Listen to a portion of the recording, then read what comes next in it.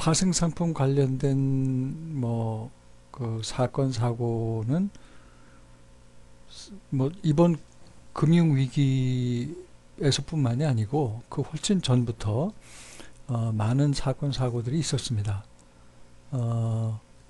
베어링 같은 회사도 뭐 90년대 영국계 중에 전통이 제일 오래된 은행인데 그 한 닉 닐슨인가 하는 그 트레이더의 실수로 말미암아서 그냥 망했고요. 뭐 이런 키더 피바디 이런 거 다 90년대 발생한 사고, 오렌지 카운티도 마찬가지입니다. 프록터 gamble. 그래서 어떻게 해야 되느냐? 일단 리스크 리밋을 좀 분명하게 할 필요가 있다. 그러기 위해서는 리스크를 계량화할 수 있어야 되고, 그 다음에 이 리밋을 상한선을 분명하게 좀 정할 필요가 있다. 그래서 이러한 상한선을 초과해서 이익이 났다고 하더라도 이거는 억셉트해서는 안 된다는 얘기죠. 이익이 났다고 하더라도 이 뭐 예를 들어서 트레이딩 하는 사람들이 이익이 났다. 그러면 보너스는 줘야 되는데 이익이 났다고 해서 이 상한선을 늘려주면은 그것이 오히려 독이 돼가지고 부메랑이 될 수가 있다. 그 다음에 이 시장을 비트할 수 있다는 생각도 버리는 게 좋다는 얘기죠. 그 다음에 이제 분산의 그 장점이 틀림없이 있기 때문에 내 장점을 반드시 살릴 필요가 있다. 그 다음에 그 위기관리 차원에서 스트레스 테스팅, 그 다음에 시나리오 분석 같은 것들을 좀 더 면밀하게 할 필요가 있다는 말씀을 드립니다. 트레이딩 룸에서 직접 트레이드 하는 사람들을 어떻게 관리를 하느냐, 이것과 관련해서는 소위 그 과거에 실적이 굉장히 좋은 그런 스타 트레이더라고 하더라도 이런 사람들이 자기들 마음대로 할 수 있게 그런 어떤 인디펜던스를 너무 많이 줘서는 안 된다는 거죠. 왜냐하면 그러다가 사고 난 케이스들이 뭐 그 오렌지 카운티를 말아먹은 그 시트론인가 하는 사람도 그 전까지 굉장히 스타 트레이더 중에 하나였고 베어링의 그 닉 닐슨도 역시 스타 트레이더였지만 결국은 이제 큰 사고를 낸 거죠. 그 다음에 이제 그 트레이딩 룸에서 거래하는 사람들이 일하는 곳을 우리가 통상 프론트 오피스라고 하고요. 위험 관리하는 곳을 미들 오피스라고 그러고, 그 다음에 이제 기타 그 회계 처리 및 그 행정 처리하는 곳을 우리가 백 오피스라고 하는데, 이거를 분명하게 분리해서 관리할 필요가 있다는 얘기죠. 이 거래를 하는 사람이 회계 장부까지 맞추게 되면 그러면 뭐 당연히 장부 조작을 할 개연성이 있는 거죠. 그 뭐 대표적인 예가 베어링 말아먹은 닉 닐슨 같은 경우가 그런 경우라고 볼 수 있고, 부실이 이 장부에서 백오피스를 장악을 하고 카바를 하면 드러나지 않다가 나중에 이제 드러났을 때는 too late, 너무 시간적으로 이제 늦은 그런 상황이 됐던 거죠. 그 다음에 blindly trust 모델을 하지 말아라. 그러니까 무조건적인 그 어떤 신뢰를 가지면 안 된다는 거죠. 모델도 이게 잘못될 수 있고, 또 모델을 이 잘못 이해하고 트레이드하는 사람들도 있습니다. 키더 피바디의 그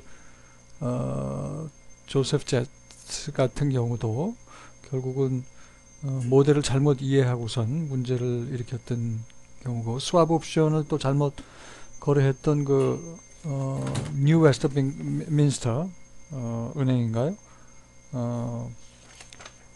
그 경우도 결국은 모델링의 어떤 잘못에서 문제가 내셔널 웨스트민스터네요. 뉴가 아니라 내셔널 웨스트민스터 은행의 몰락도 결국은 이 모델링의 잘못에서 비롯됐다는 거죠. 스왑 옵션 관련된. 그 다음에 그 초창기에 그 모델링에 있어서 초창기 이익을 너무 많이 실현하지 않도록 조심하라는 얘기죠. 처음에 이제 모델링을 하고 그러니까 모델링을 하고 이익을 많이 내면 모델링 하는 사람 입장에서는 이익 많이 내고 보너스를 가져가려는 인센티브가 있기 때문에 그런데 이게 사실은 모델링이라는 것도 시간을 두고 계속 검증을 할 필요가 있는 거고, 또 기타 더 좋은 모델이 있는지도 계속 비교 검토를 해야 되는 것이기 때문에 이 초창기에 너무 많이 이익을 내는 것을 허용을 하는 시스템이면 이게 굉장히 또 위험할 수가 있다는 겁니다. 그 다음에 그 클라이언트한테 부적절한 그런 어떤 금융상품을 파는 것도 단기적으로는 이게 이득이 될지 모르지만 중장기적으로는 결국 그 시장에서 외면을 받을 수도 있고, 또 피해를 입은 클라이언트 같은 경우에는 이제 소송 제기를 할 수가 있기 때문에 장기적인 안목에서 봤을 때는 부적절한 금융상품은 고객에게 아예 팔지 않는 것이 바람직하다. 이것과 관련돼서 그 대표적인 예가 뱅커스 트러스트 같은 경우죠. 이 굉장히 좋은 회사였습니다만 바로 이런 문제 때문에 망했고, 뱅커스 트러스트가 결국은 도이치뱅크의 인수 합병이 되는 것으로 알려져 있습니다. 그 다음에 이제 쉬운 이익에 대해서는, 그러니까